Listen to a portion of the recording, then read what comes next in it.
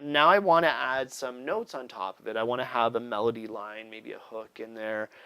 So what I need to do is I need to, again, highlight this track. I'm going to move to a new one so it's empty. Right now I have program selected, but I'm going to push here, and that will give me my plugin option. What happened was in the bottom right, I got this field that showed up. So now I can highlight that, push my selector button, and pick whichever sound I want. I'm going to do this with some, I want a nice Rhodes kind of sound in there, so I'm going to pick Velvet to get started, because that has some really great sounds inside. Now that I have a track set up, and I have it set up for a plugin, and I have Velvet, I want to take those sounds and I want to put them onto the pad. What you're going to notice at first is that the pads at the very bottom don't really make a voice, and the other ones are super low. That's because they're at the lowest part of the range. I have all my different pad bank levels up top. So if I move up to pad bank D, it's going to have those sounds happening there. But I have no note reference. I have no idea what the note values are with it because they're just sort of pads. So I want to set it up so that I can perform with it and work on hooks that are in a scale, that are already sort of arranged to sound good with one another. I'm going to press Menu, and I'm going to press this Pad Perform. Now inside of here, I can select if I'm doing a note, a single note, or if I'm doing a 1-3-5 chord, or if I'm doing a 1-3-5-7 chord. That sounds good if you're leading into something else.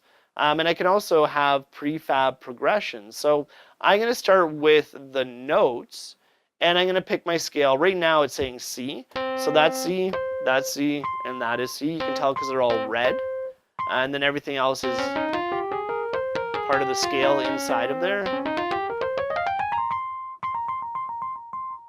But I can change my scale. So I can push there on the touch screen, push down my button, and then say, okay, let's do it as,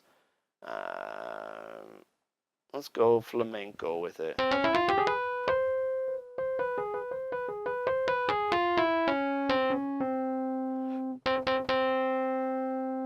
So that's a really good starting point with it. So now I want to work on the sound a little bit with it. It sounds a little bit quiet compared to everything else. So let's go to Menu, and I'm going to go to Program Edit. Inside of here, I'm going to get all the different attributes of that plugin.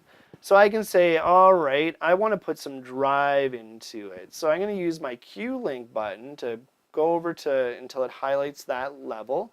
And then I have 1, 2, 3, 4. So this is my tube drive. It's going to control it. It's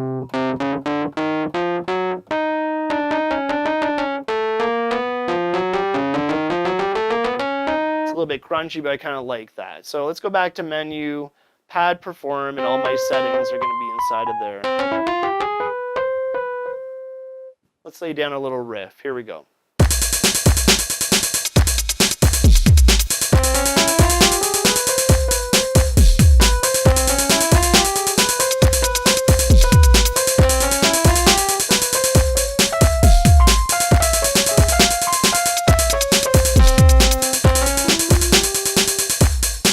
Let's write a hook out of that performance. So I have this white bar going across. It's going to tell me where the 1 is. So here